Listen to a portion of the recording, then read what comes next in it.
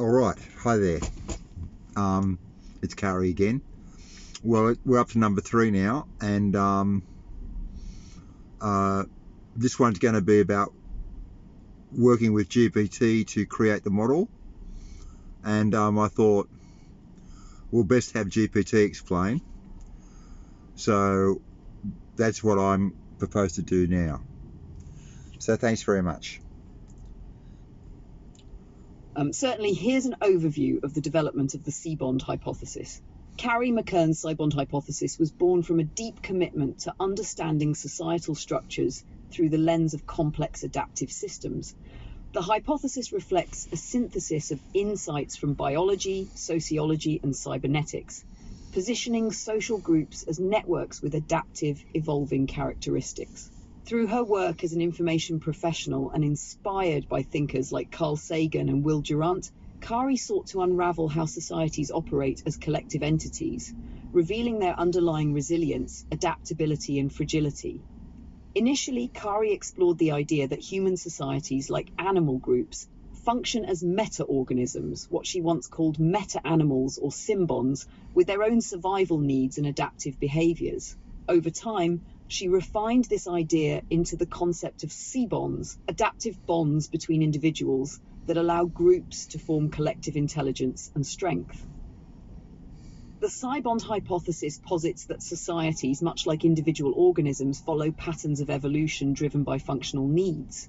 Each member's connection contributes to a greater network with emergent properties, not unlike how cells interact within an organism. Her research gained clarity through her work with AI, where she developed tools like the CAMS model, Common Adaptive Model C-bond Catch-all Network. These tools helped quantify societal coherence, capacity, stress, and abstraction, measuring how well societies adapt over time. Through a mix of data analysis, scoring systems, and CAS theory, Carrie formalized the C-bond hypothesis as a framework that identifies and measures societal adaptability. What makes the C-bond hypothesis remarkable is its unification of diverse disciplines and its non-partisan approach. It presents a vision of societies as living, breathing entities whose dynamics can be studied and understood through their underlying C-bonds, the connections binding individuals within a society into a coherent adaptive network. Carrie sees this work as both a paradigm shift and a tribute to Darwinian principles of natural selection, applied to the evolution of human and animal social systems. The development of the C-bond hypothesis underscores the importance of looking at social structures not just as human constructs, but as emergent adaptive systems grounded in evolutionary dynamics. This perspective allows us to see the persistence and adaptation of social groups over time and offers a practical framework for analyzing societal resilience and change.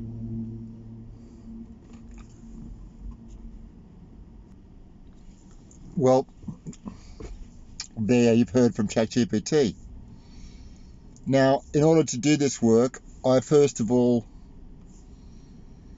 developed a framework, a scoring framework, and then I created custom GPTs which would follow the criteria and go and score countries.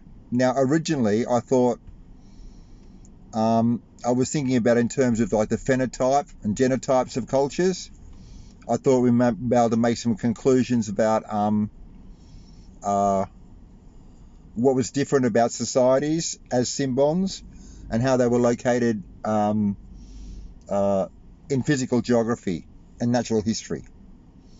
So I think the first kind of understanding that I got from looking at the data was a feeling that, societies exhibited path dependence, that they had a history. And seeing my framework avoided any partisanship or structural traps, really, because of its universality. I thought it was quite interesting. And so, and then eventually, as weeks went by, I found that I was very concerned with the results, because the results came back GPT very excited about finding patterns of complex adaptive systems. So subsequent to that, it's been mainly working around issues to do with confirmation bias. So in order to address the issues of confirmation bias, I split the task of rating civilizations to the Gemini platform, and I created a gem that does quite a very good job of that. And then, so the gem goes to a particular era, reads about the background, and then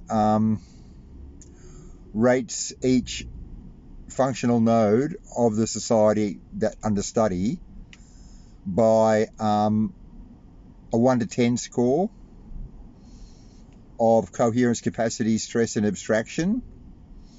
And then we've tweaked with the variables to exaggerate, dynamic effects between the nodes, and created a composite variable called bond strength. So typical, like an analysis of a nation for 200 years of its history will involve measurements every 10 years of the 9 nodes by the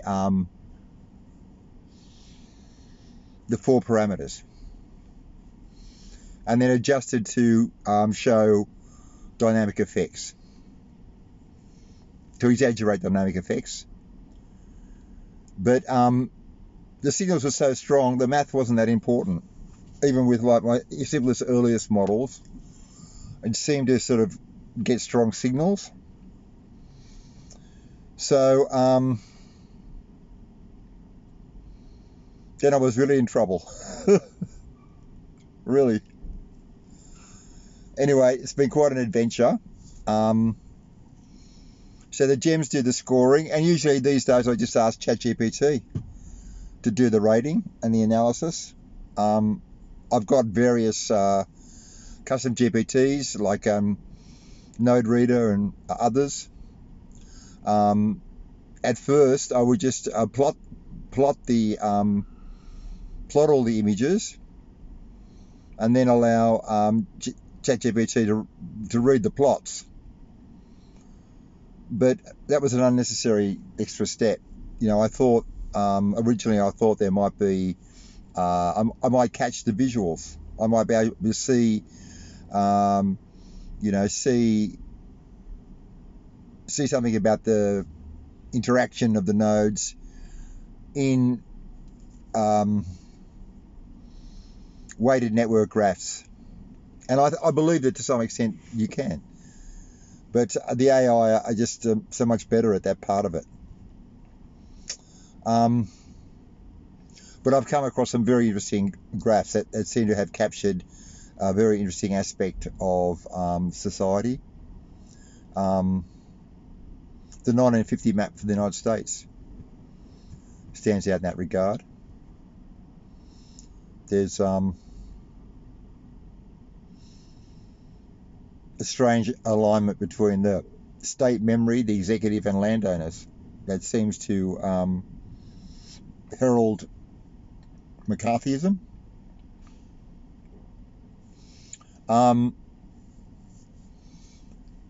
So, well, that's really it. I've introduced you to my collaborator,